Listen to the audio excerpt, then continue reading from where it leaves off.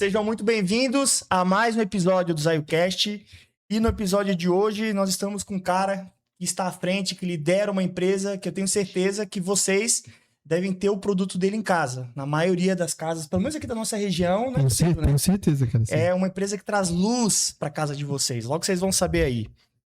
Mas antes de apresentar o nosso convidado, tô com meu sócio para mais uma. Bora? Bora lá. Temos alguns recados? Temos sim, tá? Eu tenho um recado para você que quer alavancar as vendas do seu negócio. A Zai está uma série de marketing que já ajudou centenas de empresas a venderem através da internet todos os dias. E a gente sabe que esse feito é muito importante, que muita gente busca. E por isso a gente tem um QR Code aqui na nossa tela. Nesse QR Code você vai ser direcionado para o nosso site. Ali vai ter algumas informações. E você vai ter a oportunidade de conversar com o nosso time comercial para que nós possamos entender um pouquinho mais do seu negócio, explicar um pouco mais dos nossos métodos, dos nossos resultados e mostrar para vocês como a gente pode fazer esse feito tão importante que é vender na internet. E é muito importante vender porque a empresa que não vende... Quebre. É isso aí, né, Luiz? Quebre é foda, né? Quebra. E isso que a gente já ensinou várias vezes, né? Pessoal, não esqueça de comentar também, curtir, seguir a gente nas redes sociais, @ZaioDigital. O nosso site também é zaiodigital.com.br. E quando vocês curtem, quando vocês se inscrevem, a gente sabe que está no caminho certo, que está conseguindo agradar a audiência, trazendo convidados relevantes. Beleza? Vamos agora para a apresentação do nosso convidado, né? Afonso é sócio e diretor comercial da Tachibra, empresa com mais de 30 anos de história, é uma das maiores indústrias de iluminação da América Latina e que nós temos que ter muito orgulho, porque é uma empresa catarinense. Afonso, seja muito bem-vindo. Obrigado, prazer estar aqui, poder contar um pouco da nossa história e engrandecer, né, o projeto de vocês, a ideia de vocês. Como você falou, sempre orgulho, para a gente ser uma empresa brasileira, catarinense, né? Então, bora para mais esse bate-papo aí. Perfeito. E até um ponto, antes de perguntar sobre a história da Tachibra, né? Eu dei uma pesquisada. A gente conhece pelas informações que chegam para nós e sempre que a gente traz um convidado, eu sempre tento fazer um geralzão para ter um pouquinho mais de profundidade sobre a história da empresa. E o quanto Santa Catarina tem grandes empresas, né? Empresas a nível nacional e tem grandes feitos, assim, né? Né? A gente trouxe aqui recentemente também o Calo, né? Da Ceramfix. E o bom é que quando tu tá conversando, tu vai entendendo que no fim é muito maior do que as pessoas sabem. Os feitos, as conquistas, a gestão, porque para gerir uma empresa do tamanho da Tachibra, do tamanho da Ceramfix, né, não é tão simples assim. E são pessoas incríveis e que bom a gente poder conversar aqui contigo também. Com certeza é motivo de orgulho aí pro nosso estado, pro nosso país. Exatamente. Santa Catarina é um estado, né, que a gente realmente tem que se orgulhar em viver aqui, morar aqui. Imagino que vocês também são catarinenses. Sim. E nos orgulharmos de ser catarinenses, né? Um povo super trabalhador, dedicado. E não, sem desmerecer os demais estados da federação, mas aqui a gente vê pelo índice de desemprego, né? O menor índice de desemprego do Brasil é motivo para deixar a gente muito feliz e ter orgulho da gente mesmo, né? E como é importante a gente estar aqui, eu estava falando para ti antes, né? Uhum. A gente contar um pouco da história. Claro, eu, no caso, representando a Tachibra, mas todas as empresas aqui, imagino que os ouvintes também, às vezes, têm muitas curiosidades e dúvidas em relação a... Peraí, quem que é na Tachibra? Tachibra é uma empresa chinesa? Não, cara, a gente é 100% brasileiro, 100% catarinense, embora a gente tenha relações aí, importação com outros países, exportação também, mas... É muito importante. E a gente, como eu falei, todo o convite que a gente recebe que a gente tem a oportunidade para contar um pouco a nossa história, a gente aproveita, a gente aceita o convite e é isso aí. Perfeito. Eu falo pro pessoal eles darem mais valor aqui nesse podcast, porque a gente consegue ter a oportunidade, primeiro a gente, né? A gente é muito grato as pessoas aceitarem a estar aqui nessa mesa conversando com a gente, porque a gente aprende muito. Mas, de novo, Santa Catarina tem muitas empresas que são um baita exemplo, e que a gente está tendo a oportunidade de conversar aqui e abrir a porta da empresa, na verdade, abrir a porta da casa às vezes, né? Claro. Porque a maioria das empresas no Brasil, das pequenas, são familiares, o cara tem um MEI, vende uma pipoca, a filha ajuda, é mais ou menos assim que funciona. Só que grandes empresas também são familiares, e é o caso da Tachibra, né? Se tu puder contar para nós um pouquinho da história e dar um cenário geral para as pessoas, quem é a Tachibra hoje? Qual é o tamanho dela, dentro dos números que tu pode abrir em termos de funcionários, tudo que tu puder abrir para o pessoal entender. Eu acho que muitos já conhecem a marca, mas entender um pouquinho dos bastidores, né? Certo. É, bom, a empresa, na verdade, quem fundou a empresa, quem começou a empresa foi o meu pai, o nome dele também é Afonso, em 1990 e pouquinho. Na verdade, 95, né? 95 foi quando a gente criou o CNPJ da Brasilux, que é o CNPJ até hoje. Mas antes mesmo do CNPJ, o meu pai, ele tinha uma distribuidora, um atacado de material elétrico, era sócio, tinha uma outra pessoa. E ele já tinha a Tachibra, ele já tinha ido para a China e já tinha, vou trazer uma marca lá para o meu atacado e vou vender lá. Então, a Tachibra já existia uns 2 ou 3 anos antes ali de 95, quando houve a separação, né, dos dois. E aí ele ficou com a Tachibra para ele e fundou a Brasilux, que é o CNPJ existente até hoje. Mas a Tachibra já tem, não é bem 30 anos, é um pouquinho mais, assim, sabe? Mas sempre, né, material elétrico, iluminação. E o meu pai, ele falou que ele sempre, embora ele sempre foi vendedor, né? Ele era representante comercial, representou algumas empresas, tinha algumas pastas, trabalhou em loja de material de construção, para quem conhece mais das antigas, a Melman, né, era uma loja de tradição de material de construção ali em Blumenau. E ele era balconista nessa loja, atendia os consumidores que iam lá buscar material hidráulico, enfim. Ele sempre gostou muito da parte hidráulica, né? Porque o meu avô também era hidráulico, então era a praia dele. E ele foi crescendo, né? Percebendo as oportunidades no trabalho dele. E aí ele sempre teve um sonho, né? De constituir uma grande empresa, de ser um executivo, né, bem sucedido. Claro que, como tudo na vida, cada escolha é uma renúncia, né? Ele renunciou de muitas coisas e se dedicou para construir a empresa, Tachibra, e, e foi para a China, meteu a cara lá em 1990, quando a China tinha recém-aberto o regime dela, mas era um negócio muito, né? Dificilmente tu via estrangeiro lá, as comidas, não, sabe, não tinha muita opção, então era bem... Era um mundo diferente, né? Era osso. E aí ele conheceu um chinês, um parceiro, começou a conversar e falou assim, não, vamos então montar a Tachibra junto e tal. Eu mando mercadoria daqui da China para ti, tu toca lá no Brasil a operação, enfim, então começou assim, metendo a cara mesmo, indo atrás. E aí, em 95, eles criou o CNPJ, né, registrou a marca, tudo, e aí começou. Legal. E aí a gente iniciou, acho que a primeira sede da Tachibra, se eu não me engano, foi ali em Dayal. Foi através do prefeito, na época o seu Luiz Polidoro. Ele viabilizou um terreno que a gente pudesse se instalar, né? Claro, alugado. E a gente, né, começou a empresa lá. Tem algumas fotos ainda dessa época, os caminhãozinhos pequenininhos, assim.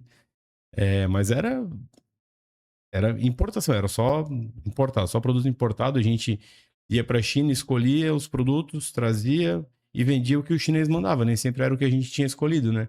Mas a gente, como não tinha força naquela época, então...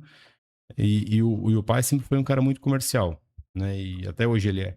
Então ele falou assim, cara, eu vou cuidar do mercado dos clientes aqui. E o cara queria devolver mercadoria porque não funcionava, porque queimava e tal. Ele falou, não, calma, vai melhorar, vai melhorar. Então construiu essa relação, não só aqui na região, no estado, no sul do Brasil, mas, cara, o pai desbravou assim também, além da China, né? Ele viajou esse Brasil inteiro aí, criando essa conexão, essa relação forte com os clientes. Cara, isso foi determinante para que a gente tivesse o sucesso que a gente tem hoje, né? Hoje a empresa é pouco menos de... um pouco menos da metade do faturamento da empresa, da nossa receita é oriundo aqui da região sul, porque a gente é daqui, né? A gente é de Santa Catarina, é natural que a gente tenha uma presença de marca mais forte aqui no estado. Claro, nos estados vizinhos também, Paraná, Rio Grande do Sul, mas, claro, a gente, né, foi contratando gente e vendedores, equipe comercial, e hoje a gente tem presença, assim, em todo o Brasil, em todos os estados, em todas as capitais, cidades grandes, acima de 200, 300 mil habitantes, a gente está praticamente em todas, né? Então a gente tem uma presença muito forte a nível nacional. E hoje a gente conta com pouco menos de 400 colaboradores. Enfim, aí passamos esses anos, desafios, vitórias, derrotas. Somos uma empresa familiar, eu estou aqui, mas tenho 2 irmãs que são sócias também. Claro, além do pai, que é o que começou a porra toda, no caso, assim. Tem a minha mãe, que ela deu a retaguarda para ele, né? Porque quando o pai decidiu ir atrás do sonho dele, seguir o sonho dele e constituir uma grande empresa, ele abriu mão de muitas vezes estar conosco, né? Com os filhos, e a mãe segurou os pontos durante todo esse tempo. Aí a gente, ali pelos 12, 13, 14 anos, a gente começou a ir para a empresa, sabe? De curioso, e a gente, enfim, a gente acabou crescendo lá dentro, né? Claro, nunca deixamos de estudar, mas terminava, né, a escola ali, o ensino fundamental na época, ia para a empresa, trabalhava, ajudava lá. E então eu falo também em nome delas, representando as minhas 2 irmãs também, a Nathalie, que é a minha irmã mais velha, que cuida da parte administrativa e da fábrica. A Thalita, que é minha irmã do meio, ela cuida da parte do RH e contas a receber. E eu, que sou o caçula da família, cuido da parte comercial, comércio exterior e algumas compras na China.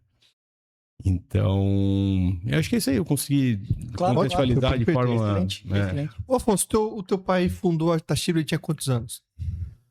O pai, isso foi 95, a gente tá falando de 30 anos atrás, claro.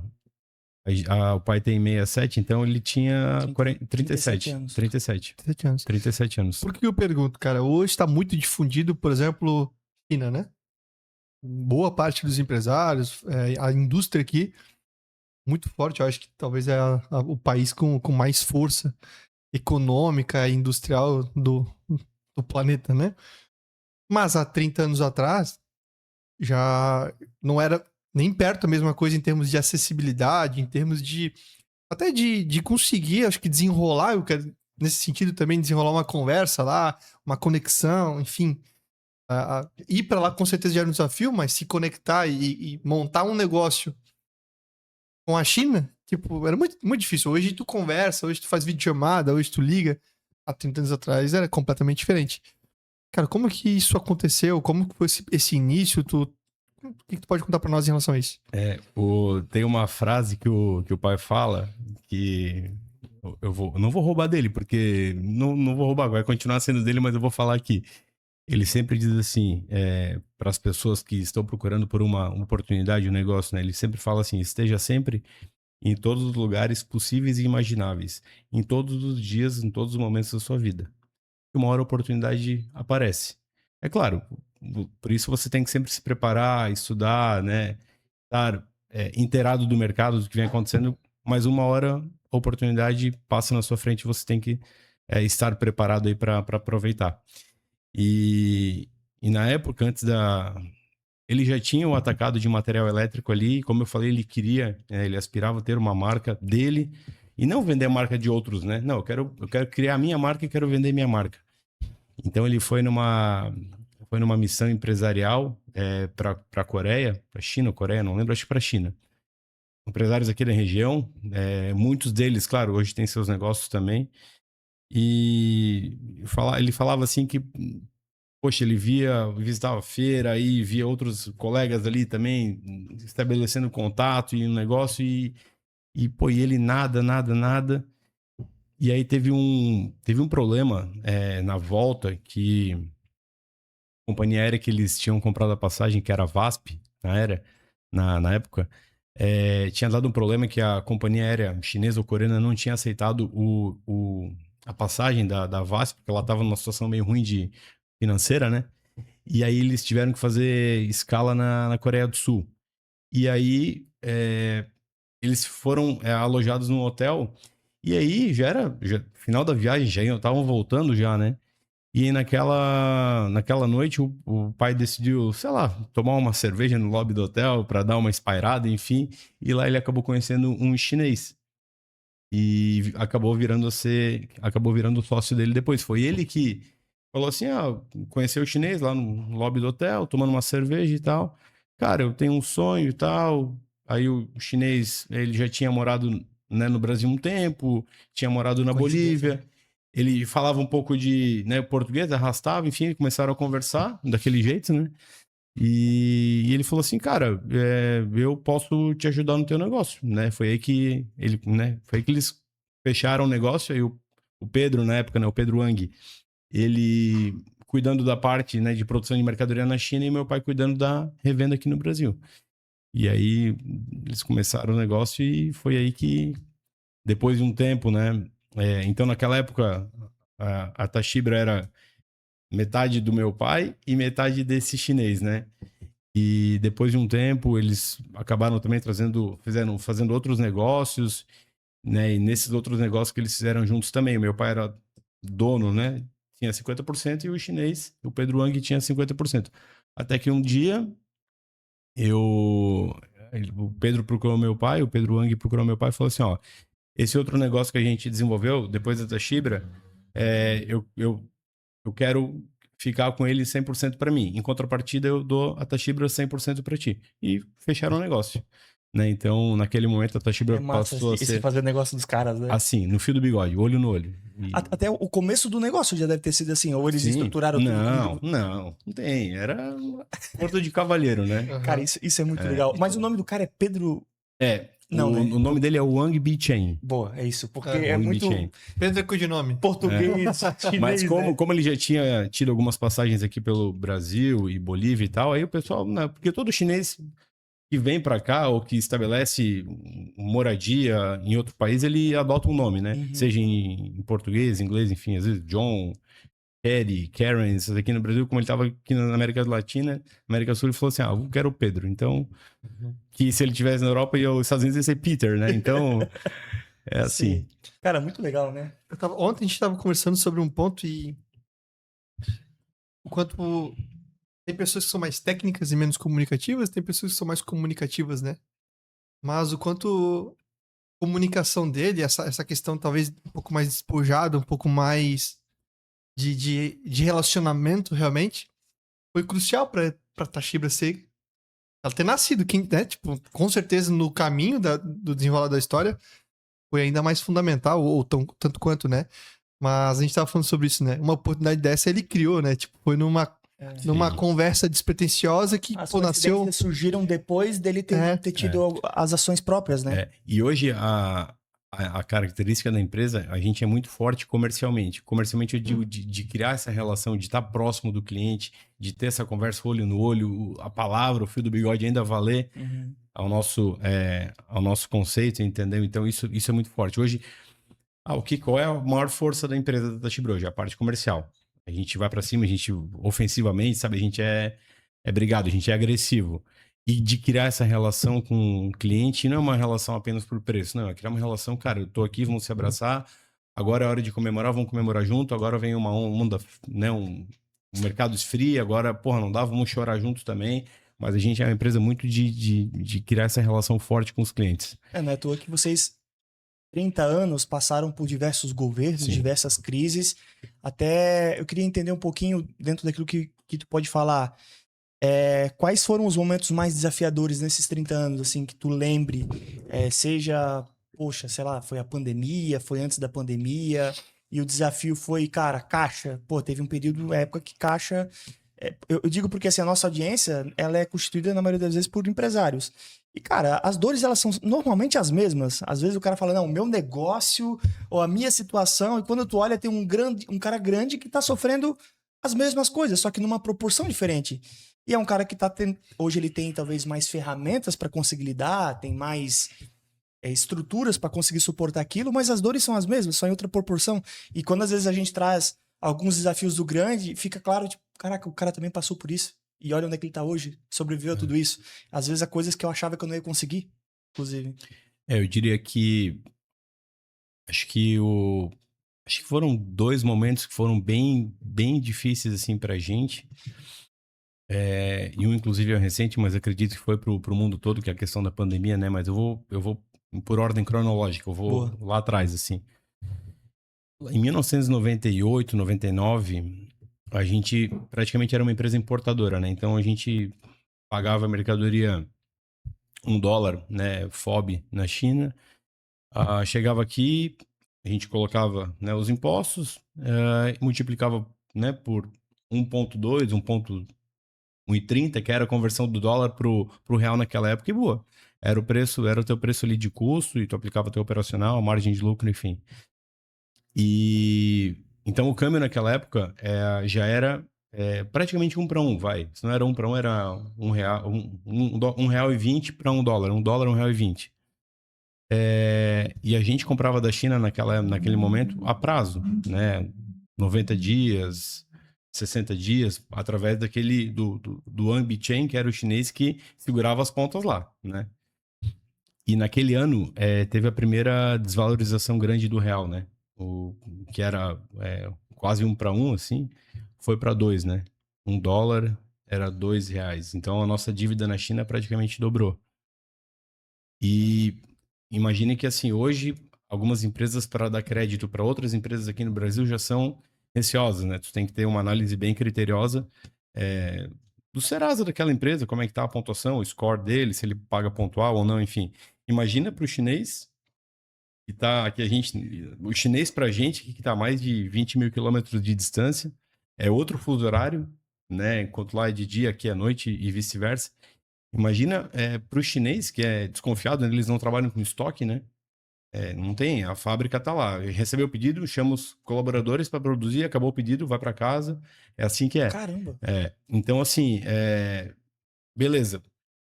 E aí, cara, como é que a gente fica? A nossa dívida que era, vou chutar aqui, cara, $3 milhões, agora é 6. E aí?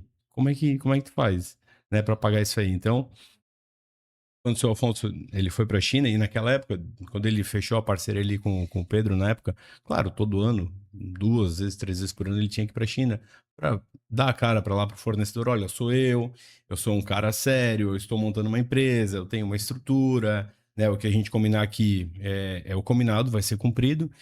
E então a gente, né, e o Pedro, né, ajudando nessa parte, né? Então a gente criou essa relação com os fornecedores lá. Só que quando, né, teve essa virada, essa mudança do câmbio, a gente, né, o seu Afonso foi para lá. O seu Afonso, fala o seu Afonso porque eu tô habituado a falar na empresa, né? Chama ele de seu Afonso, não de pai, enfim. Então o pai foi para lá, pra China, para falar assim: olha, devo, não nego. Agora eu vou ter algumas restrições, porque assim, eu não consigo simplesmente dobrar o meu faturamento, repassar o preço pro cliente, ele vai me pagar, eu vou conseguir te pagar. Não, não é assim, né? Então precisa de um tempo, né?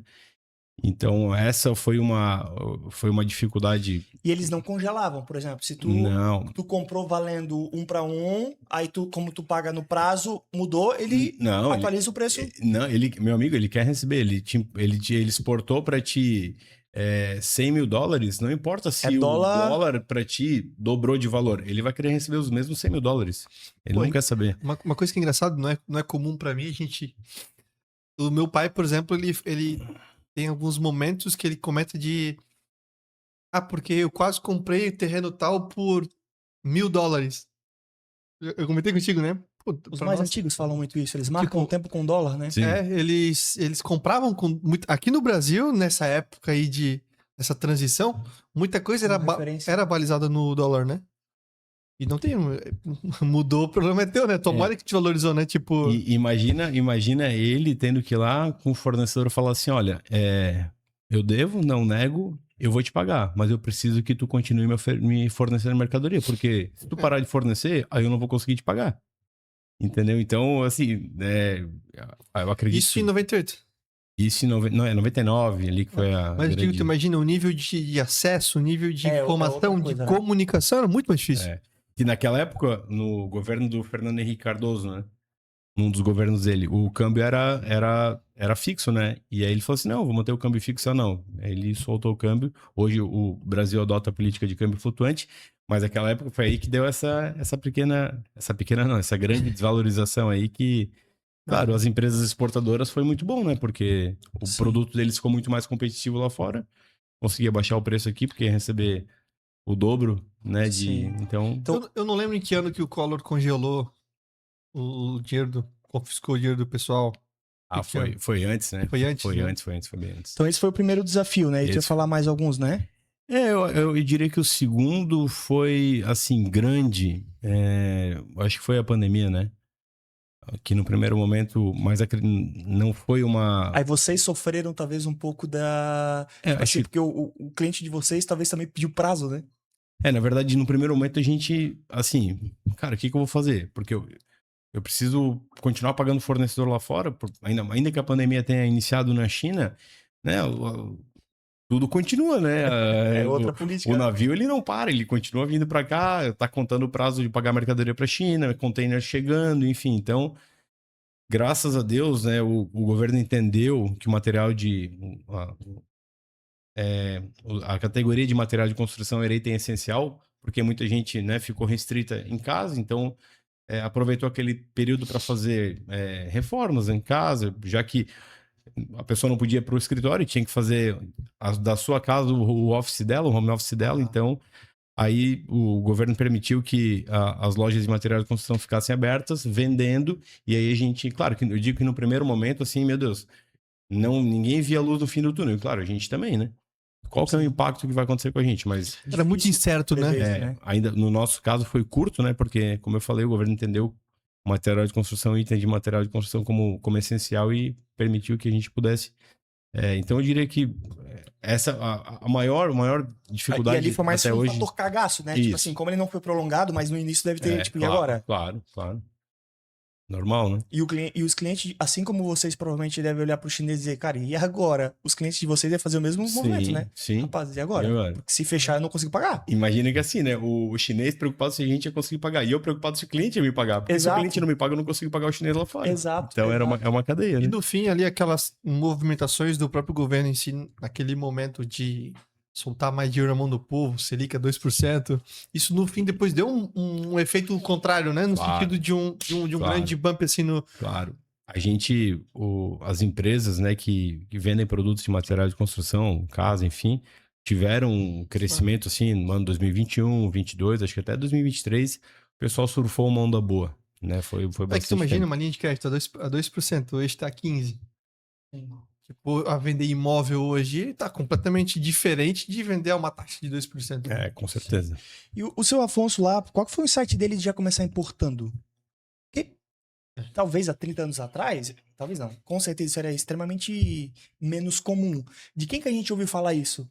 Pô, o dono da van fez isso lá atrás. Então essas são as referências que nós temos, né? Pra ele já começar e não começar, tipo, produzir aqui. Custo, né? Custo de produção Mas ele aqui no já Brasil. tinha, porque o meu ponto é, ele já tinha referência, tipo, o fato de trabalhar material construção, ele já tinha acesso a essas informações que, cara, aqui a conta fecha melhor. Na verdade, como eu falei, ele trabalhava numa loja de material de construção, então mexia com vários produtos, Aham. várias categorias, hidráulica, elétrica, provavelmente material pesado, não sei, cimento, tijolo. E depois ele passou a ser representante de algumas empresas de máquina de cortar grama, de bombas, enfim. E aí ele montou o atacado dele. O atacado dele de material elétrico e iluminação. Então acho que ali ele começou a perceber... Ter contato com isso. ter contato com isso.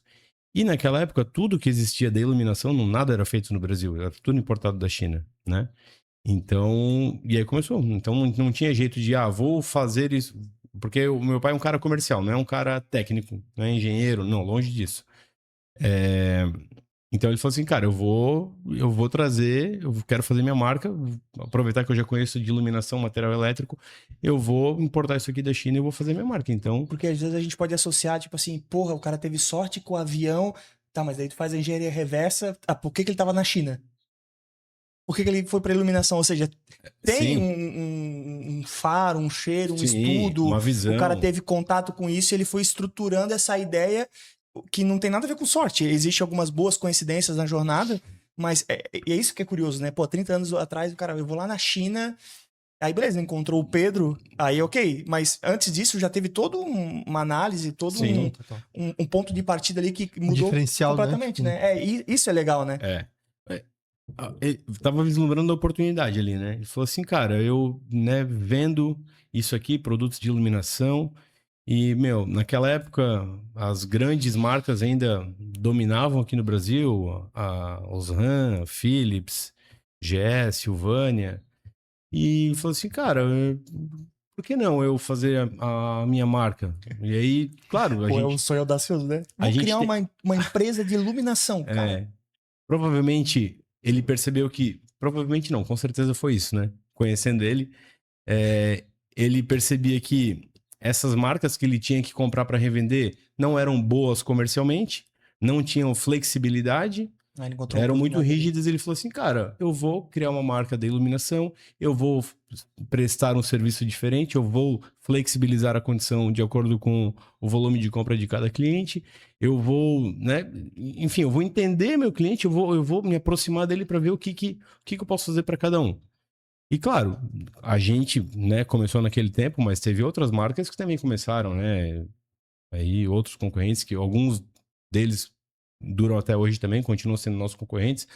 A maioria acabou ficando pelo caminho, não teve êxito na continuidade, seja por N a taxa motivos, de enfim. mortalidade no Brasil também é gigante, né? Então, Assim, difícil ter empresa que com essa, que dure, né, de gerações após geração. A gente tá na segunda geração agora, Sobretudo, muito bem. até a gente pode falar um pouco depois, mas na sucessão, né? Tipo, isso isso é bacana de falar também.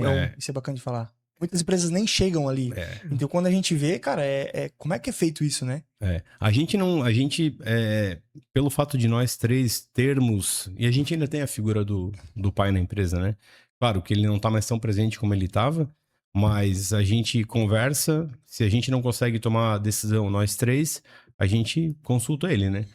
E quando a gente diverge, geralmente é 2 contra 1, né? Aí é fácil, né? Agora, o problema é se é 2 pessoas, aí um tem uma opinião, outro tem outra, e aí tem que recorrer Ele é o desempate.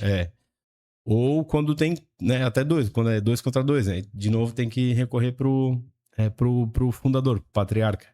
Então a gente tem essa vantagem, somos 3 irmãos, a gente conversa em decisões, né, macro. Aquilo que a gente quer, que é unânime, geralmente as nossas decisões a gente converge na mesma decisão. Em decisões que a gente acaba divergindo, é 2 contra 1, 2 contra 1 vence. E quando a gente tem 3 opiniões diferentes, a gente consulta... Os irmãos têm pesos iguais, sim, né, nesses momentos. Sim, temos. E essa organização de setores, uma do administrativo e fábrica, Isso. outro RH? Outro RH e contas a receber. E tu comercial e alguma coisa de importação, isso né? Comercial, comércio exterior e compras na China. Isso foi... uma entrou antes porque era mais velha e ela já foi sendo direcionada para isso porque era uma oportunidade e assim... Ou teve isso, cara, ó, vocês vão pra cada um pra um lado. Assim. Isso foi acontecendo de forma muito natural, assim, não foi imposto, não, né, nada. Claro que a Nathalie, pelo fato de ela ter sido a irmã mais velha, ela que começou a trabalhar antes na empresa, né? Então, todos nós passamos né, começamos lá na parte operacional da fábrica, seja no depósito, seja na assistência técnica, seja montando luminária, enfim. Eu vi que no teu LinkedIn tem operacional lá no início, lá, né? Tem tudo, né? Eu comecei na empresa ajudando a descarregar caminhão e eu adorava, né? Porque eu pensava que isso ia me fazer ficar forte, assim. Não, eu quero ficar forte, então eu vou descarregar bastante caixa. Eu adorava. E as minhas irmãs começaram, né, montando luminária, enfim. Então, nós 3 tivemos passagens, começamos na empresa lá de baixo, né? Cargos operacionais. E aí, depois de um tempo, eu tinha terminado o terceirão na época, e aí o pai me chamou pra sala dele, ó, agora vai começar a trabalhar aqui o dia todo, né? Não só à tarde, né? Porque até então eu estudava de manhã, pegava a van no colégio, ia pra empresa, almoçava na empresa e trabalhava à tarde. E as minhas irmãs naquela época, elas trabalhavam o dia todo na empresa e faziam faculdade à noite. Aí o pai me chamou um dia na sala e falou assim, ó, agora vamos fazer o seguinte, o que tu vai querer pra ti? Aí eu falei assim, ó, né, não sei, né, quais são as opções. Ele falou assim, ó, se tu quiser fazer a mesma coisa que as tuas irmãs estão fazendo, vai trabalhar aqui na empresa durante o dia e vai estudar à noite, fazer faculdade à noite. Se tu quiser morar fora, estudar fora, tudo bem. Eu vou pagar isso pra ti. Vou investir isso em ti.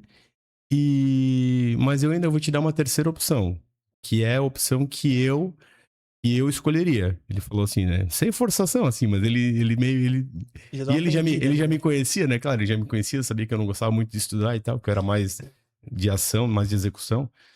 Ele falou assim, ó, a terceira opção, tu vai para outro país para trabalhar pra Tachibra. E só que assim, eu não sei por quanto tempo.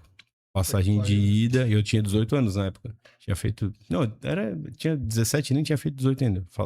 Fiz em maio de 2005. Eu fiz 18 anos. Só que ele já tinha me levado pra China 2 anos antes. A primeira vez que eu fui pra China foi em 2003. Mas foi só pra acompanhar ele. Foi eu, ele e minha irmã mais velha, a Nathalie. E aí, em 2004, ele me levou pra China de novo. Mas aí foi só eu e ele. E aí, em 2005, quando eu fiz 18, ele falou assim, né? E aí me deu essa terceira opção. Ele falou assim, ó, só que eu falei assim, mas onde? Ele falou, não, China.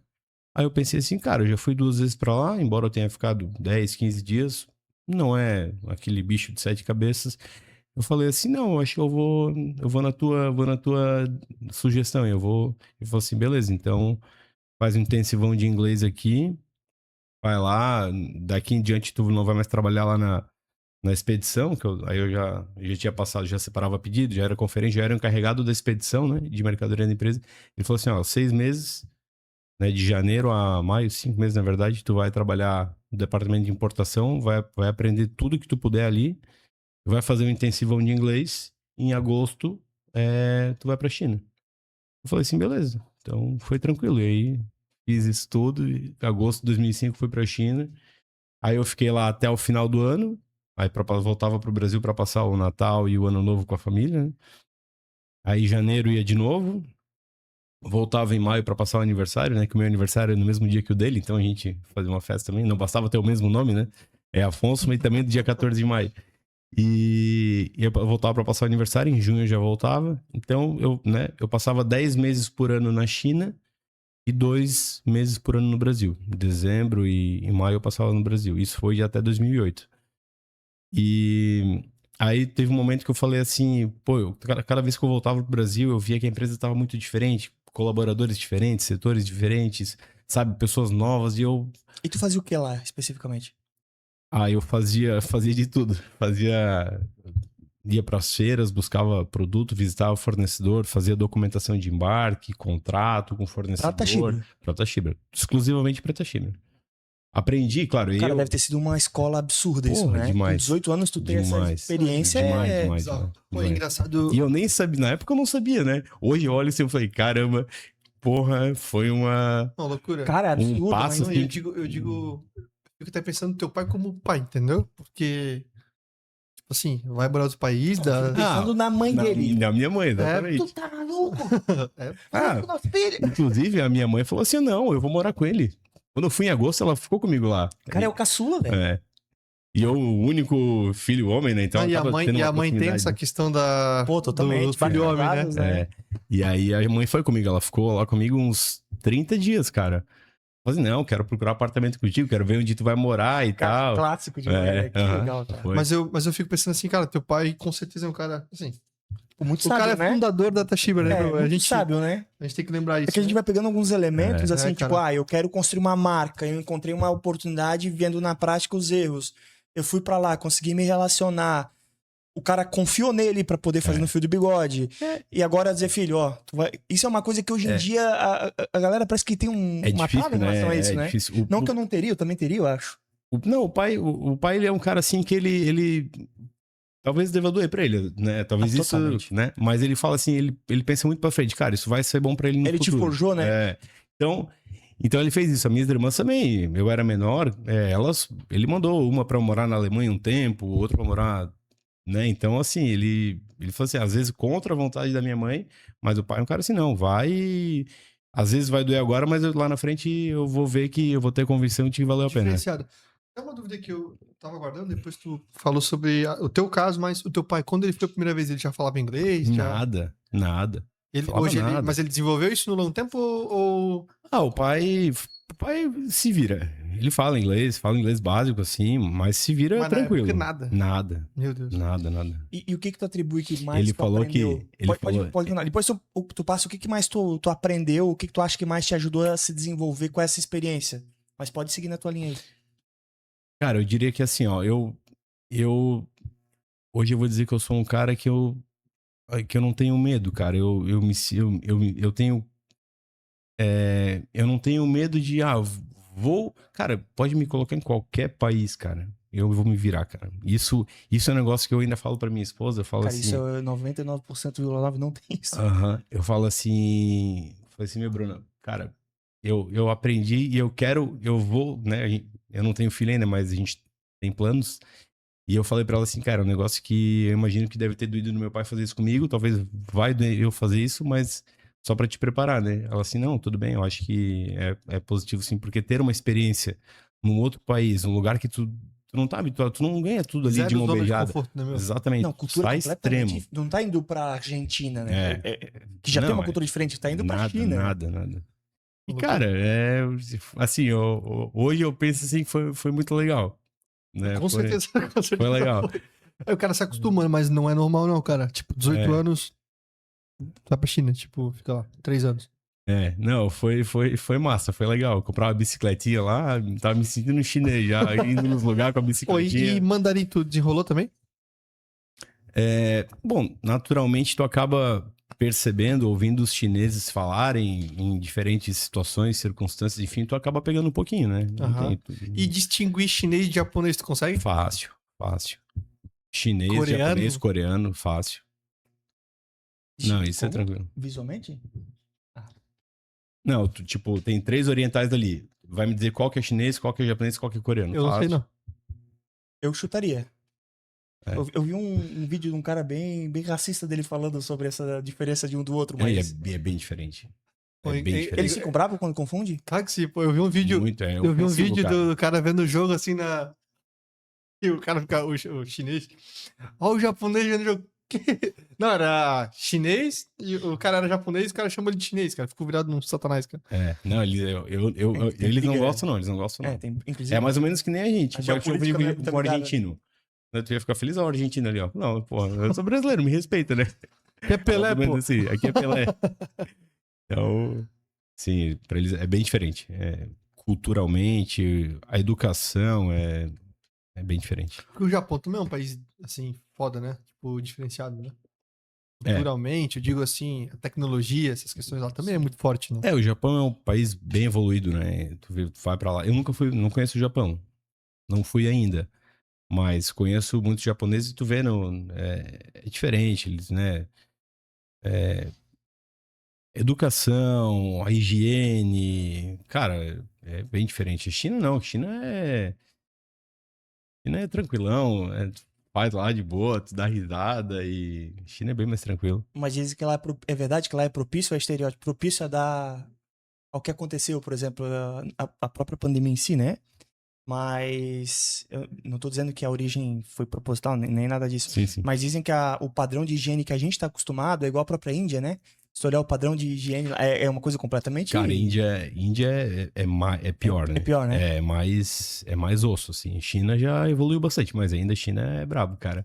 Algumas coisas tu vê lá, assim, Porque pra nossa cultura é estranho, né? E é louco A isso, minha né? mãe, na época que ela foi comigo, ela ficou maluca, assim, porque... Aí tinha uma pessoa que limpava lá o apartamento e tal. E aí a hora que a minha mãe viu ela usando o mesmo pano que ela usava pra limpar o chão, pra secar a louça. Nossa, minha mãe ficou... E pra eles é super normal, entendeu? Então, é algumas coisas assim, mas é Nem cultura. entende por que Não, fica... não. Aí a chinesa deve ter, meu, essa mulher é louca, o que ela tá? É pano igual? Nós Entendeu? temos mais população que vocês. A gente é muito uma civilização muito mais antiga que vocês são novinhos, estão falando o quê? Deve ser assim, cara. Vocês têm Mas, 15 né? anos, nós temos... Ô, Afonso, e como é que era o teu pai gestor? Agora, a gente sabe que comunicador, como é que era gestor, pessoas? Decisões arrojadas, claramente, era um cara, Sim. né, mas... E pelo que tu falou nisso, direto, né? Sim, sempre. Quando ele tinha o atacado ali, quando ele era sócio, ele tinha um sócio no atacado de material elétrico, e aí eles divergiram em algumas decisões, ele falou assim, cara, tô saindo fora, eu vou abrir a minha marca, vou fazer minha marca, enfim. E falou assim, cara, né, porque os dois, o meu pai, o sócio, o ex-sócio e o sócio dele na época, eles tinham pessoas ali de confiança. Então, algumas pessoas acabaram ficando com o ex-sócio do meu pai e outras pessoas acabaram indo com o meu pai. Então, ali o pai começou a formar a equipe da Tachibra junto com aquelas pessoas que, do atacado de material elétrico, foram com ele, acreditaram nele para fazer a marca, né? Então, não é o forte do meu pai, gestão. Meu pai é um cara, assim, cara, eu viajo esse Brasil todo, cara, e eu vou em cada quebrada aí. Tu é o filho do Afonso? Falei, sou. Vem aqui, senta aqui. O teu pai, vem com uma história assim, cara, em todo lugar que eu vou, eu vejo que meu pai é um cara extremamente muito querido. Mas em tudo que é lugar, cara, em tudo Muito que é relacionado, estado, né? cidade. Mais aqui no Brasil, né? E o forte dele é isso. A parte de gestão, né? Ele levou algumas pessoas com ele, que, né? É que por ser querido, Fizeram por isso. saber lidar com pessoas, tu vai trazer pessoas boas Exato. em outras Ele áreas, tem o né? perfil do empreendedor natural brasileiro, que é o cara isso. que é o que faz acontecer como dá. E aí vai encontrando as pessoas certas pra ajudar ele a conseguir colocar de pé. Porque tem que ter o cara o idealizador, né? O cara do porquê, né? Daí vai achando os do como. Como é que eu vou fazer isso? Tu tem que, né, ver pessoas, identificar pessoas e identificar nelas o potencial para elas serem o teu braço direito ali e crescerem junto contigo, né? Então, nessa parte ele é muito bom e ele vê as pessoas assim e fala assim, cara, esse ali é sangue bom. Não, esse ali, cara, eu vou procurar outro, entendeu? Ele tem Legal. essa habilidade. Uma dúvida agora, avançando um pouco no tempo, né? Hoje vocês são uma empresa extremamente grande e tudo mais, com muitos funcionários. O que vocês avaliam, ou como é que vocês ditam o ritmo na hora de fazer, por exemplo, eu acredito que a maioria das empresas, a maioria não, pelo menos as grandes empresas, chega essa época do ano, é uma das mais corridas, porque tu tem que fazer o fechamento do ano e o planejamento estratégico pro ano seguinte. Ainda mais agora com essa mudança tributária, estão correndo um pouco mais em relação a isso. Como é que vocês analisam, até para dar um insight para o pessoal, cara, vou fazer um planejamento estratégico para o ano que vem.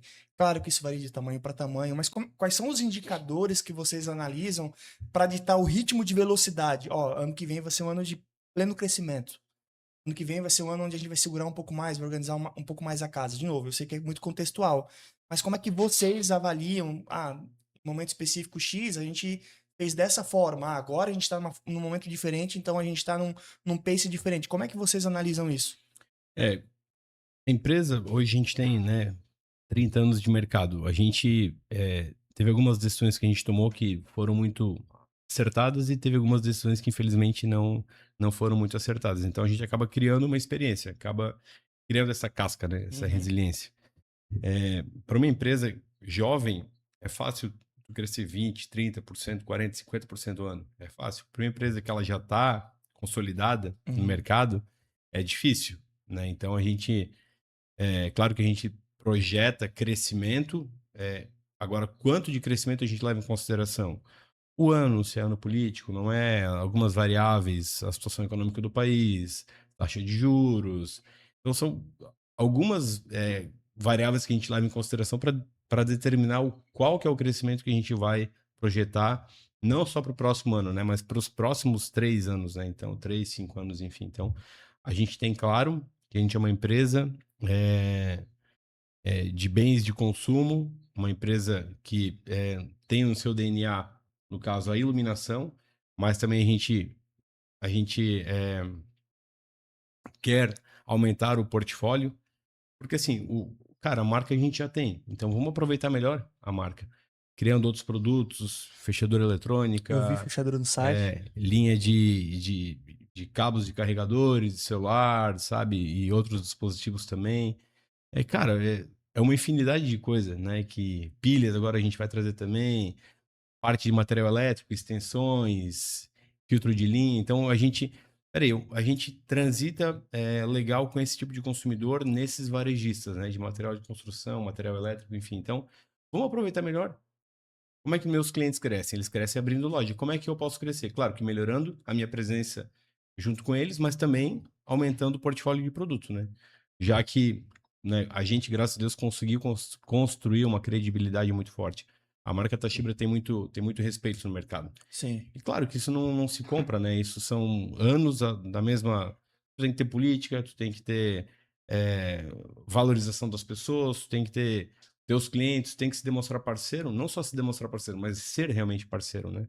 Cara, independente do que acontecer, eu vou fazer o que eu tiver que fazer, mas eu não vou te deixar desabastecido. Então, isso é um grande diferencial que a gente fez por algumas vezes, que nos levou a gente chegar até onde a gente chegou. Mas são essas algumas variáveis que a gente leva em consideração para determinar qual a projeção de crescimento para os próximos anos, né? Legal. E qual que é o ritual que vocês têm? Tudo dentro daquilo que vocês podem falar, obviamente, né? Eu vou pisando em ovos aqui para vocês vão de capital fechado, então várias informações são estratégicas de vocês, mas, por exemplo, vocês setam, antes de fazer o planejamento estratégico, vocês conversam entre vocês, ditando métricas específicas que vocês querem alcançar. Vou chutar, cara, a gente quer gerar X de resultado e a gente faz a engenharia reversa, quanto precisaria vender e entende se aquilo é viável ou não. Começa disso e depois vocês vão para outra parte do time, que são os que vão ajudar vocês como chegar lá. É mais ou menos nessa linha ou não? A gente tem reuniões periódicas do Comitê Estratégico da empresa. O Comitê Estratégico da empresa, a gente sempre analisa, atualiza, faz aquela análise SWOT, né? Pontos fortes, pontos fracos, oportunidades e ameaças. A gente identifica e atualiza o que é cada um, se mudou de lugar, se o que era ponto fraco acabou virando ponto forte ou vice-versa, se uma ameaça de repente virou oportunidade ou vice-versa. Então a gente projeta aquilo ali para os próximos anos. E aí a gente pensa, cara, beleza, para eu projetar um crescimento de determinado percentual para o ano que vem, como 85% praticamente da nossa receita é de material importado, produto importado, eu já tenho que me planejar em agosto, setembro do ano anterior. Porque senão a mercadoria, se eu começar a fazer as compras em janeiro, a mercadoria vai chegar em maio, junho, entendeu? Porque trata-se de um produto importado, 45 dias de produção, 60, mais o tempo de viagem da China, que é mais 45 dias, mais o tempo de desembaraço. Então, eu já preciso, eu não, por exemplo, assim, se eu parar minha operação agora, eu não tenho como parar, porque eu ainda tem muita coisa, tem produção acontecendo, tem container viajando, sabe? Eu tenho muita coisa, a operação ela é grande, entendeu? Então, com a O gente ciclo ele é longo, é né? longo, é longo, é longo. Entendi, legal. Eu pergunto isso porque é uma grande dúvida, inclusive a gente está nesse momento agora, né? E a gente sempre fica em dúvida em relação, eu pelo menos fico sempre em dúvida em relação ao ritual. Qual que é o ritual? Para realmente não chegar e colocar só numa planilha, mas ter também esse grande overview. No caso de vocês, eu não sei com que profundidade, mas vocês ainda têm que olhar quase que duas economias, né? Porque tem a China ainda, né? Que é o país Claro. que fornece para vocês. Então, acredito que vocês tenham que ter isso em perspectiva também, né? E tem algumas variáveis no meio do caminho, né? E tipo, não tá no nosso controle. Uhum. Frete marítimo, que impacta diretamente no custo do produto, e o câmbio, né? Hoje a gente tá, o câmbio aí praticamente estável, 5,30, enfim, mas e se amanhã for a 6? Eu não consigo repassar isso pro mercado, entendeu? E se eu congelar isso, travar isso aí, daqui a pouco ele cai. Eu não tô mais competitivo, e meus concorrentes são competitivos, então é É difícil, difícil é isso, né? difícil. Então, são vários cenários que tem que levar em consideração, né? Claro, Sim. não só a gente, mas envolver as pessoas que você julga tenha discernimento para participar, que pode acrescentar ali na tomada de E decisão. vocês, definimos o planejamento estratégico. Vocês pegam, botam debaixo do braço e seguem ele? Ou vocês, em algum momento, têm mais flexibilidade? Porque eu já ouvi falar muito sobre isso, assim, cara, o planejamento estratégico ele tem que ser seguido. É claro que tu vai ter que ter adaptações de como fazer, mas o que ele tem que ser seguido. E, salvo engano, eles falam que, cara, pô, pelo menos uma vez por ano tu precisa revistar o teu planejamento estratégico, porque muda hoje, ainda mais hoje em dia que tá tudo muito acelerado. É, talvez a gente tá fazendo um planejamento estratégico lá, outubro, novembro, dezembro, para durar até dezembro, cara, é uma distância muito grande hoje em dia. Então, lá por junho, metade do ano, eles sentam, cara, vamos reavaliar, porque surgiu oportunidades, ou o plano mudou tanto por conta dessas coisas que fogem do controle que a gente vai ter que adaptar. Para vocês também é meio que isso? A gente estabelece a trilha, Uhum. mas a gente entende que a trilha ela é passível de alguns desvios. Coisa de mercado que vai acontecendo que a gente não previa, entendeu? Totalmente. Então a gente é bem. A gente não é engessado, é uma empresa super flexível. Legal. A gente se adapta, a gente tem uma capacidade de se adaptar à forma como o cenário se apresenta pra gente, né? Ah, era isso aqui, mas peraí, dificultou um pouquinho, então vamos por aqui, sabe? A gente vai se moldando assim. E a gente não é muito bom em seguir a risca o nosso planejamento estratégico. Claro que o cerne, a trilha central, a gente não sai, sabe? Mas a gente dá uns pequenos desvios, sim. Ô, Afonso, Legal. em relação. A gente. Muitos grandes players têm, enfim, a gente vê com muito bons olhos, inclusive a gente constrói isso também, tem isso sempre. Sempre o conselho para ajudar a tomar as decisões, eventualmente ajudar no planejamento estratégico. Vocês têm isso hoje, já tiveram, visualizam isso para o futuro? Enfim. A gente não tem hoje, mas entende como como um facilitador para a gente na nossa gestão, na profissionalização da nossa gestão. Essa questão de governança, a gente já tem algumas empresas nos assessorando em relação a isso.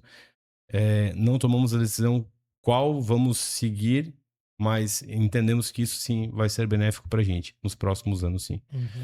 Hoje, embora a gente tenha operação muito no controle, e isso dá uma segurança muito grande para a gente, tipo, o resultado de dezembro agora, do ano de 2025, ele não vai ser surpresa, porque a gente já vem, sabe? Então, o resultado do mês chega no quinto dia útil do mês seguinte, o resultado do mês anterior, ele não é surpresa.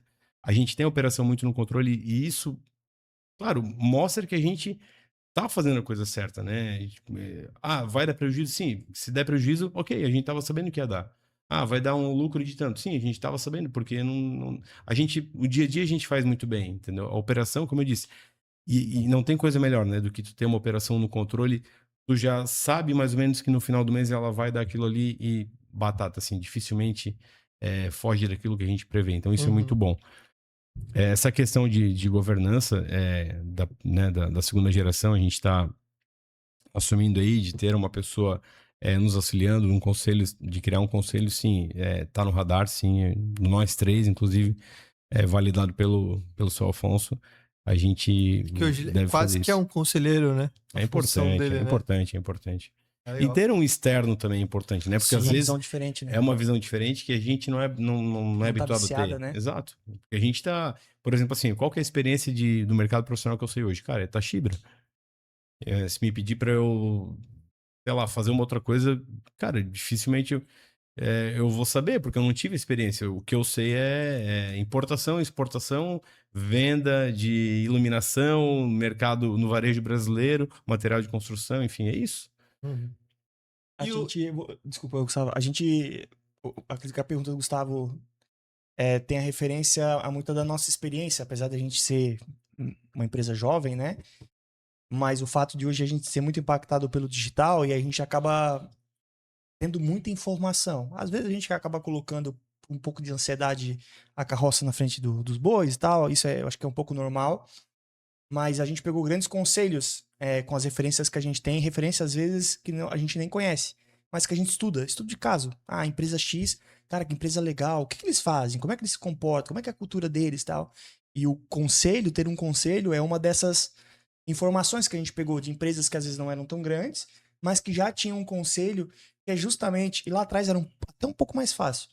Eram essas pessoas extremamente experientes, que não eram mainstream, tipo, por exemplo, teu pai, não é um cara, talvez, não é conhecido no digital, conhecido no âmbito dele. O quanto vale esse cara sentar aqui, a gente abrir os números, começar a conversar sobre dificuldade? Cara, eu tive isso aí e resolvi dessa forma. É isso. E para nós ajudou muito, assim, a gente teve alguns mentores, conselheiros ao longo do tempo. E, cara, pessoas que sentaram nessa cadeira aqui e olharam, quantas pessoas vocês têm? Tanto. Quanto vocês faturam? Tanto. Ih, tá errado, cara. Tá muito pesado. Cara, eu já passei por isso, tal, já tive. Então, assim, mesmo que não te diga muito como fazer, já te coloca uma pulga atrás da orelha. Dá um alerta, né? Tá, mas peraí, o que eu tenho que... Cara, você tem que ver o modelo de negócio de vocês. Vocês estão assim, assim, assim. Aí tu vai pra outro, a gente tem um também que é um empreendedor que, cara, que ele há pouco tempo ele viveu o momento que nós estamos vivendo. Então, tudo que a gente pergunta pra ele, ele tem o material, ele tem o documento, ele tem a trilha. Ó, eu fiz isso aqui, fresquinho. É o cara que te diz e ainda te diz, ó, esse é o manual. Esse mata-cobra. Da gente, cara, eu vou pegar esse aqui, Ctrl-C, E Ctrl-V. essa é a pegadinha, né? Vai aparecer isso aqui, não cai, porque, né? Isso. Então, cara, esse tipo de conselho que alguém que vem com uma visão que não tá viciada, porque é muito fácil a gente ser advogado do nosso negócio, né? O advogado da estratégia, o advogado do processo. Esse cara vem e fala, cara, não acredito nisso, cara. Eu vi fazer diferente. Eu vi fazer diferente. Ou eu fiz diferente. Fica, pô, se eu trouxe esse cara pra me falar, claro, eu vou ter o meu contraponto aqui, mas eu preciso ouvir esse cara. Porque hoje ele tá vivendo o que eu quero viver. Hoje ele tá no momento que eu quero chegar em algum momento. Como é que eu não vou esse cara? Nem tudo é aplicável. Tu tem que fazer aquilo sob medida pra ti. Claro. Mas são provocações, cara, que pra nós mudaram, assim, e isso que a gente é pequeno, né? Isso que a gente é pequeno. Até ia comentar antes, mas conselho eu entendo que ainda não tem, né? Que vocês. O seu Afonso é o cara, o grande conselheiro, né? Mas na trajetória, nesses 30 anos, ele teve alguns mentores, ele tinha Alguém que vocês estavam na mesa pra se aconselhar, assim? A gente já teve consultores, né, externos, alguns, inclusive, ficaram conosco. Um chegou a ficar, acho que 2 anos, 3 anos, outro ficou mais de 10 anos. E todos trouxeram uma contribuição deixaram muito conhecimento, o programa de gestão da qualidade, a certificação da ISO. Então, a empresa se profissionalizou bastante, né? Um abraço, inclusive, professor Hélio aí. E agora até me fugiu o que você tinha perguntado. Do teu pai, os mentores. Ah, tá. Teve alguns mentores, e a gente teve até uma época que a gente tinha o conselho, reuniões do conselho da empresa, só que o conselho da empresa era formado na época a gente tinha diretores comerciais, tinha o diretor de patrimônio, aí era eu e minhas 2 irmãs, e tinha, sabe, algumas outras pessoas do financeiro, eram umas 10 pessoas, mas eram todas internas, né? Então, de novo, a gente não...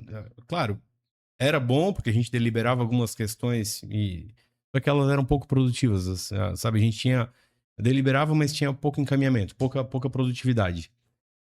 E aí a gente acabou deixando de fazer, enfim, mas... e seguimos assim. Sabemos que temos temos que fazer isso aí para melhora da empresa, para evolução, para o crescimento da empresa. Mas até então a gente não... Então hoje a gente tem apenas reuniões do comitê estratégico, né, que como eu falei antes, eu e minhas 2 irmãs. Aí tem uma pessoa externa que ela mora lá na China, que nos traz o cenário de lá, da China para o mundo.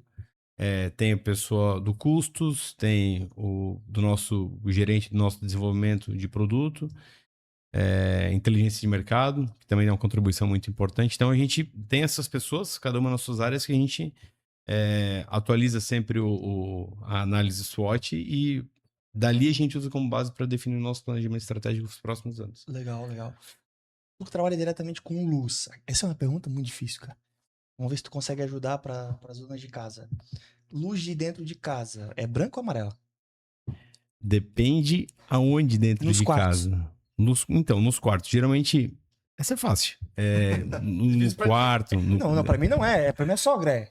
Ah, é? Porque daí eu quero enviar esse episódio pra ela. Então, tu tens no teu quarto, por exemplo, qual que é a luz ideal pro teu quarto? Amarela. Amarela? É. Certo. Por quê? Porque geralmente no teu quarto tu vai ter momentos de relaxamento, de conforto. Então remete uma luz amarela. Ela já remete um ambiente mais bonito, a melhor reprodução dos objetos, da cor, enfim. Então, a indicada luz amarela. Na sala também. Eu tô brincando aqui, mas, por exemplo, esses tempos a gente comprou muitos plafons, assim, né? E aí a nossa casa era toda luz branca. E a minha esposa é arquiteta. E quando ela coloca nos projetos, obviamente, na cozinha ela bota o branco, porque era de serviço. Na própria área de serviço é o branco. Mas nos ambientes de sala, a própria cozinha, sala de jantar também, ela tenta deixar um pouco mais acolhedor e tudo mais, nos quartos. Daí a gente trocou e deu todas as luzes brancas pra minha sogra. Daí eu falei, devia botar amarela. Não, amarela é não sei o quê, tal. Daí ela botou uma na sala. Cara, fica muito melhor. É discutível, fica muito melhor. E eu falo, lá fora eu também quero trocar, eu quero botar tudo amarelo, porque parece luz de sol, luz mais natural, né? Claro. Pelo menos esse é o meu o pessoal, o consumidor brasileiro, em sua maioria leigo em iluminação, e tá tudo certo, né? Claro. Eles acham que a iluminação, pelo fato dela ser amarela, ela ilumina menos, não tem nada a ver. E eles lembram daquela, incandescente, aquela de vidro antiga? Incandescente. Eles lembram muito aquela lâmpada. Isso. E eles não querem mais ter aquela lâmpada, na maioria das vezes, pelo menos na nossa região. Não, a amarela lembra aquelas luzes lá. Mas, cara, é que agora é LED, agora é outra parada. É isso aí. Na verdade, aquelas épocas, foi a primeira lâmpada que se inventou, a lâmpada incandescente, né?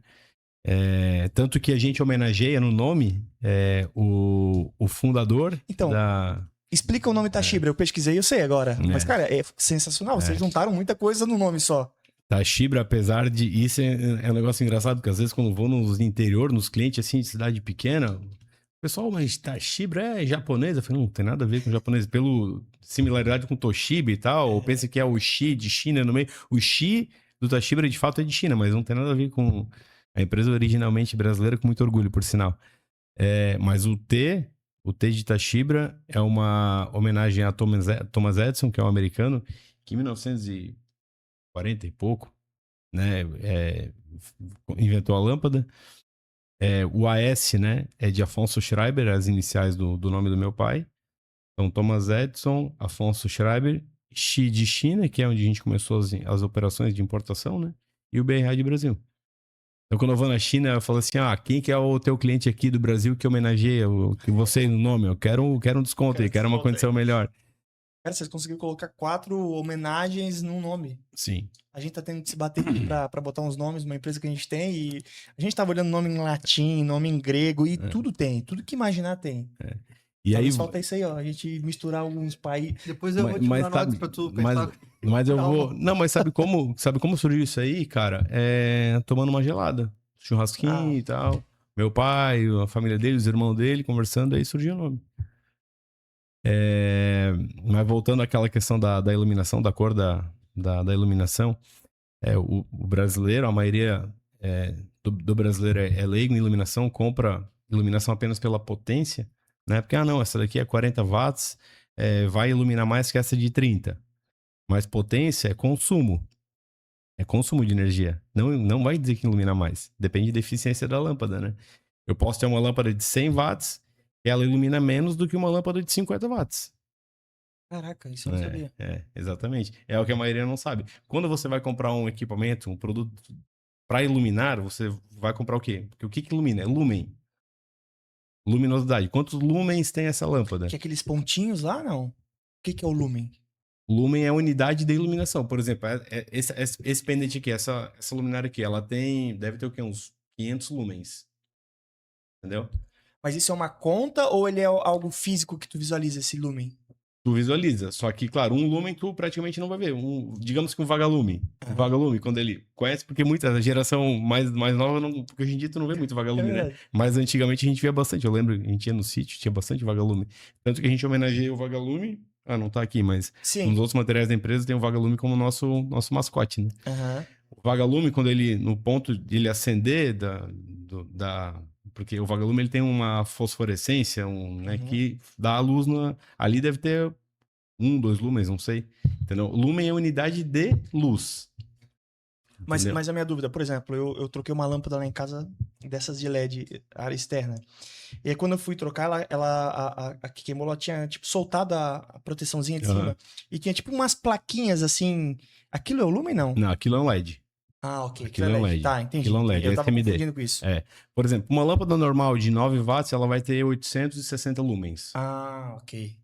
Então, quer saber a eficiência da lâmpada? Vai pegar a luminosidade e dividir pela potência, que vai dar uns 65 lumens por watt. Entendeu? Entendi. Então, é isso aí. Quanto mais eficiente a lâmpada, mais ela vai iluminar, menos ela vai consumir. Potência é consumo de energia. Quando a pessoa compra uma lâmpada de 100 watts, ela está comprando uma lâmpada que vai gastar 100 watts quando ela ligar o produto.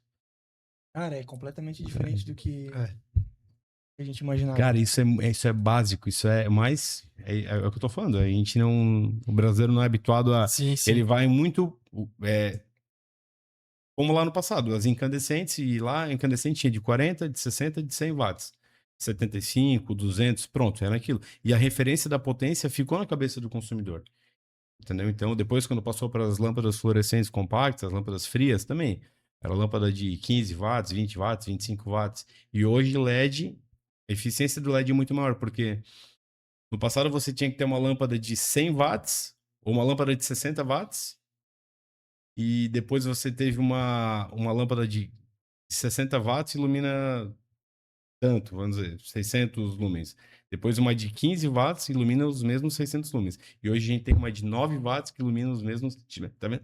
O consumo ele vai caindo. A luminosidade e a eficiência vai aumentando. Legal demais. Incrível.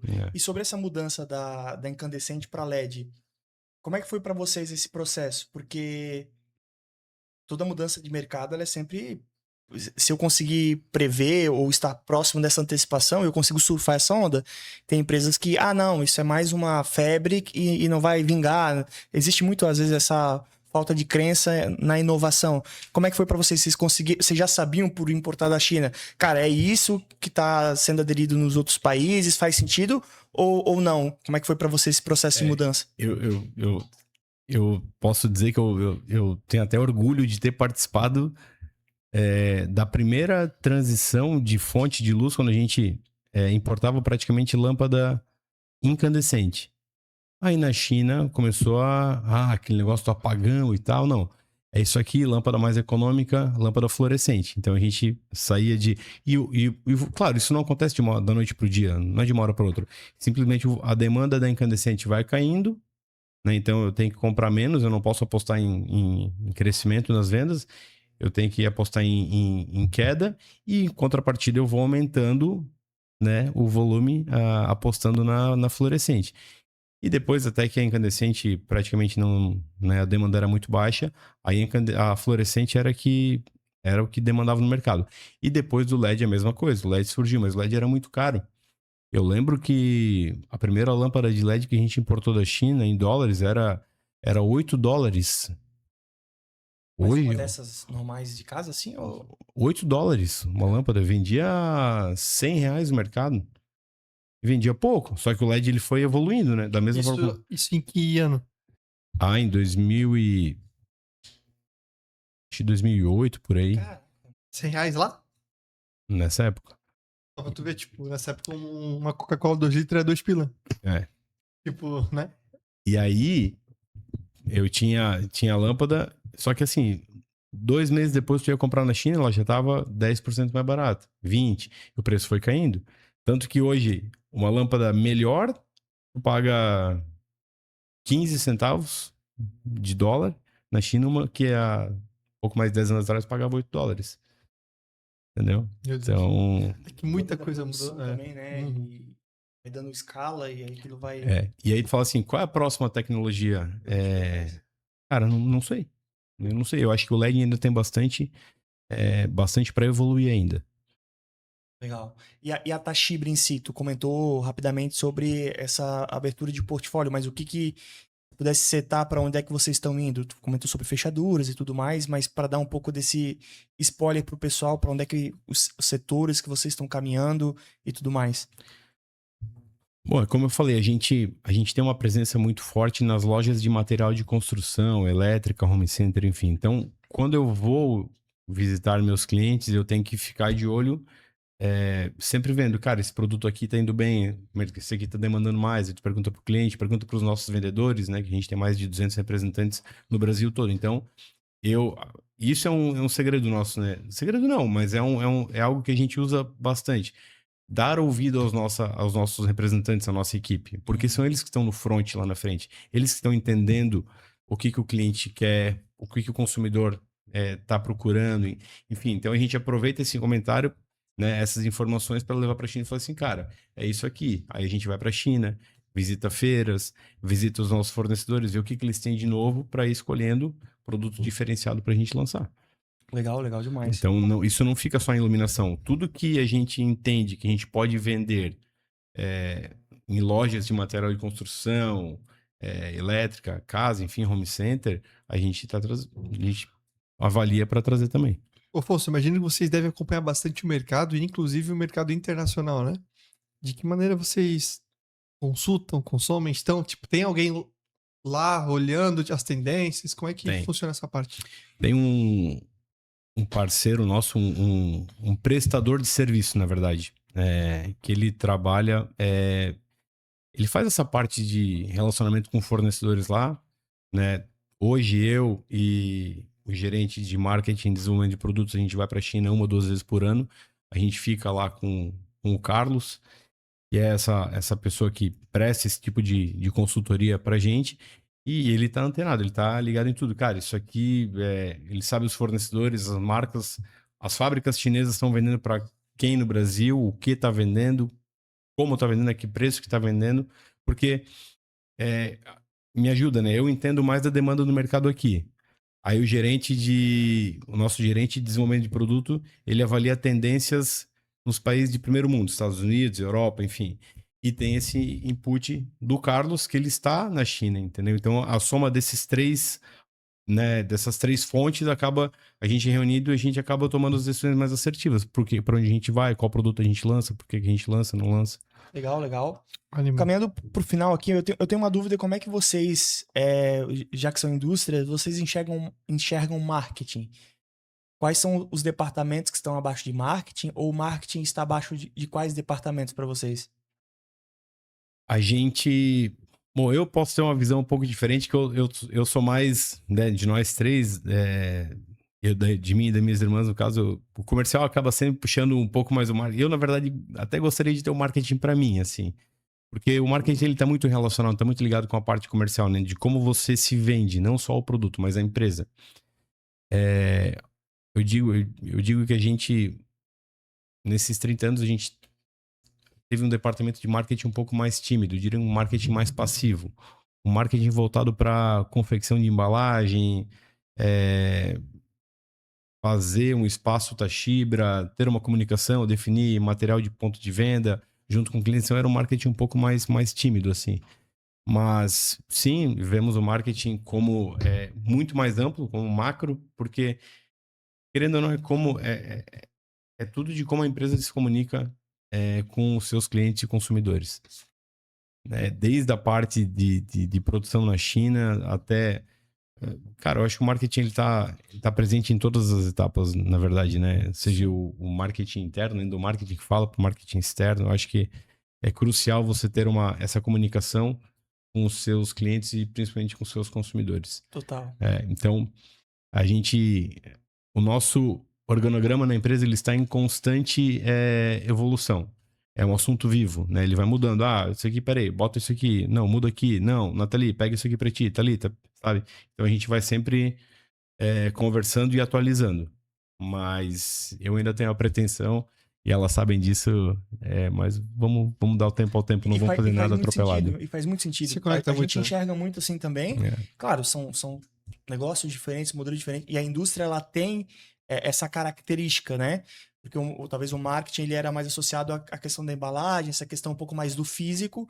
E hoje vem a digitalização, tá tudo abaixo do marketing macro, que une todas essas coisas, né? Tem um baita case, pelo menos eu enxergo assim, de indústria que faz um excelente marketing, que é a própria CIMED, do João Adib. Cara, tu olha lá, é tudo marqueteiro, mas é uma indústria, mas a forma como ele fala lá, tudo eles pensam venda. Então, na hora de pensar em produto, na hora de dar crédito, o jurídico, todo mundo é apoio para venda. E, naturalmente, o marketing é o que conecta o consumidor com a empresa. Então, ele é basicamente, ele tá em tudo. Como é que a gente vai enviar nossa proposta comercial? O marketing tem que estar pensando nisso.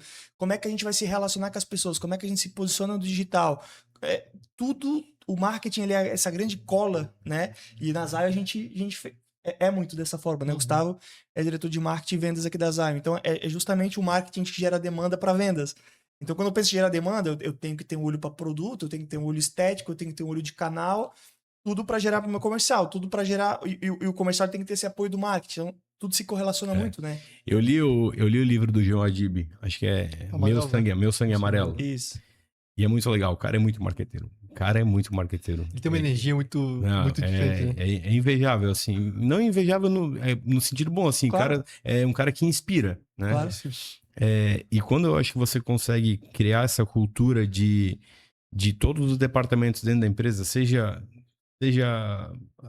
por mais o auxiliar de almoxarifado, o montador de luminária, todos eles vendo, porque eles, cara, querendo ou não, eles participam de todo o processo que no final vai ser feito a venda, vai converter em venda. Então, todos participam. Qual que é o indicador que todo mundo deveria ter? Cara, onde o meu trabalho vai influenciar na decisão de compra do nosso cliente? Entendeu? Depois que tu conseguiu, acho que, colocar essa cultura de vendas na empresa, acho que aí tu tem um acho que aí teu desafio realmente tua missão foi cumprida. Animal. Eu não vou dizer que eu consegui isso na empresa, ainda não. Mas está no... É cultural o desafio, né? E não é da noite pro dia, né? É um negócio que tu tem que trabalhar, porque tu entende também que tem pessoas que, cara, tem uma cabeça mais fechada, e tu tem que ter trabalho de, cara, abre a mente, né? Tenta visualizar onde o algo a mais que tu fizer vai impactar na conversão ou não daquele pedido, daquela venda, enfim. Então, mas é um trabalho, isso está em curso Legal. também. E tudo isso é cultura, como você falou. Claro, A cultura claro, também dita claro. muito isso, né? Claro. Vamos pra cá? Na empresa, só para finalizar, a personalidade, a característica do pai, do seu Afonso, sempre foi muito comercial. Então, o comercial sempre puxou a empresa. Comercial à frente, ele sempre falou assim, não, se é para fazer investimento, faz investimento no comercial. Contrata Legal. pessoas, faz isso aqui e tal. E os demais departamentos sempre foram atrás do comercial. Sempre o comercial que puxava, entendeu? Mas no momento a gente, peraí, a gente tá grande, só que a gente precisa estruturar também o back-office também. Senão daqui a pouco a gente vai dar um passo e vai se atropelar, porque é vender, mas se tu não conseguir Entregar isso. investir em pessoas, em equipamentos para separar, para processar todos esses pedidos, também não dá. Então a gente teve que dar uma paradinha, estruturar para daí começar. Cresce que organiza, né? Cresce e organiza, exatamente. Tem uma frase que diz, né? O comercial tu contrata para crescer. E os outros setores, tu cresce para contratar. Isso. Então, teu pai já seguia exatamente, isso há muito exatamente. tempo, Foi né? ele que fez essa frase. Essa é outra frase dele, eu nem sabia. Manda legal? Mando. Ô, Afonso, a gente sabe que a gente falou bastante aqui de muitos insights, assim. Eu confesso que aqui lá do teu pai te mandar com 18 anos pra China me pegou. Legal. E indo um pouco pra essa linha, porque aqui envolve vida, né? A gente falou bastante sobre gestão, mas essa última pergunta é um pouco mais filosófica. Sabedoria, né? Fala um pouco mais sobre vida, assim, uma pergunta que a gente sempre faz. Mas se tu tivesse a oportunidade de mandar uma mensagem pra ti mesmo, daqui 10 anos, que mensagem tu mandaria? Ah, essa é forte, hein? Se eu pudesse mandar uma mensagem pra mim mesmo mas eu só... Só vai ver daqui 10 anos. Esse vídeo tu vai voltar nele daqui 10 anos. Tu vai falar pro teu eu daqui a 10 anos. Pro Ele vai futuro ouvir, Afonso. Isso, ele vai Exatamente. ouvir esse... Pro seu Afonso. Cara...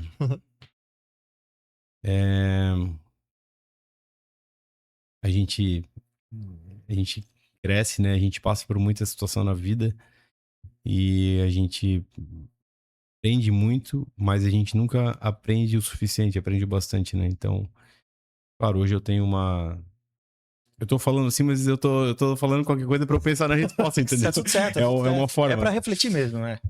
Mas eu acho que eu vou convergir, eu acho que eu vou chegar lá. Então, assim, cara, uma coisa que eu tenho muito em mim, assim, eu não vou reinventar a roda. Para mim, o trabalho contínuo é o mais que tu cresce, que tu sobe um degrau todos os dias, é o que vai te levar mais longe, entendeu? Então, eu não tenho pretensão de... Claro, até gostaria, porra, de crescer 50%, 100%, porra, legal. Mas, cara, eu prezo pela continuidade na distância, na longevidade do que na rapidez, na velocidade. Cara, mas essa pergunta realmente é muito boa. Talvez não seja somente profissional, talvez algo pessoal, talvez uma mensagem, talvez uma meta que tu gostaria de ter alcançado, talvez um conselho, ou talvez uma palavra, eu sempre segui essa linha, que eu nunca perca tal filosofia, algo talvez que tu aprendeu com teu pai, acho que como hoje, acho que não vai mudar futuramente. Eu acho que eu faço exercício de olhar para trás e ver o quanto eu cresci, o quanto eu aprendi, e uso isso a meu favor para projetar o quanto eu ainda tenho para crescer e continuar aprendendo. Então isso eu tenho essa mentalidade agora, né? Exercer a gratidão é muito importante, né? E acho que isso não vai mudar para daqui a 10 anos. Então essa seria a minha mensagem. Cara, vai no caminho, nunca esquece de onde tu veio, as pessoas que te ajudaram a chegar até aqui e continuar criando conexões, relações que vão fazer tu continuar indo, crescendo, indo mais além, mais longe. Perfeito. Eu diria, Tá dado então. Eu diria que é isso aí. Perfeito. Tá dado Show de então o bola. recado, né? Salve palmas pra ele aqui. Essa pergunta ela é capciosa, né? ela faz a gente pensar, ela é difícil mesmo, né? É. Pô, o que eu vou falar pra mim daqui a 10 anos? O João me fez essa pergunta lá no podcast. Devolveu? Porra, difícil. Eu fiz essa pra ele, foi a primeira vez que a gente fez. A gente fazia uma outra, né? Daí ele já saiu. Ele já faz Treinado? essa pergunta. Pô, Treinado? eu fazia essa pergunta no meu podcast. Falei, porra, eu não sabia. Na vez que eu tô copiando. Não sabia. Mas é uma pergunta muito boa. Resumindo, é assim, ó, cara, parabéns por onde tu chegou. Mas olha pra frente, tu ainda pode muito mais. Perfeito. É isso. Perfeito. Seja grato, porém conformado. Exatamente. Isso é o nosso código de cultura, né? A gente usa isso aqui dentro. Legal. É o nosso código de cultura. Porque ainda falei hoje, a gente teve um almoço lá para reconhecer as pessoas que participaram de comitê de endomarketing, comitê da qualidade, CIPA, sabe aquelas pessoas que além do trabalho dela, elas fizeram algo a mais. Então a gente fez um almoço especial e hoje no discurso eu falei assim, cara,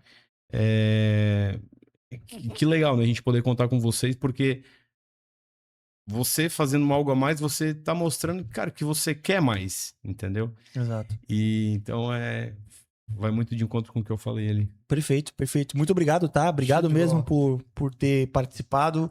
Imagino que no final do ano não é nada fácil participar de algo, parar o teu trabalho lá, a tua rotina, à frente de uma empresa tão grande.